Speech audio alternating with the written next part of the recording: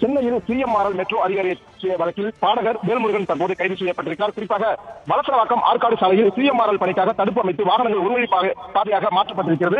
இந்த நிலையில் நேற்று அதிகாலை சிஎம்ஆர்எல் உதவி மேலாளர் வடிவேலு தலைமையிலான ஊழியர்கள் அங்கு பணி மேற்கொண்டிருக்கும் போது வழியாக மதுபரை வந்த திரைப்பட பின்னணி பாடகர் வேல்முருகன் எந்தவித முன்னறிவிப்பும் இன்றி சாலையில் பள்ளம் எதற்காக தோன்றினீர்கள் என்று கேட்டு அவர்களிடம் வாக்குவாதத்தில் ஏற்பட்டுள்ளார். இதனால் உதவி மேலாளர் வடிவேலுக்கும் பாடகர் வேல்முருகனுக்கும் இடையே வாக்குவாதம் ஏற்பட்டு பின் கைகலப்பாக மாறியுள்ளது. இதை அடுத்து உதவி மேலாளர் வடிவேலை பின்னணி பாடகர் வேல்முருகன் தாக்கியதாக கூறப்படுகிறது. இதில் இந்த தாக்குதலில் காயமடைந்த சிஎம்ஆர்எல் உதவி மேலாளர் வடிவேல் அருகில் இருந்த மருத்துவமனையில் சிகிச்சை பெற்று பின் வீடு திரும்பி இந்த சம்பவம் தொடர்பாக விருகம்பாக்கம் காவல் நிலையத்தில் அவர் நேற்று புகார் அளித்திருந்தார்.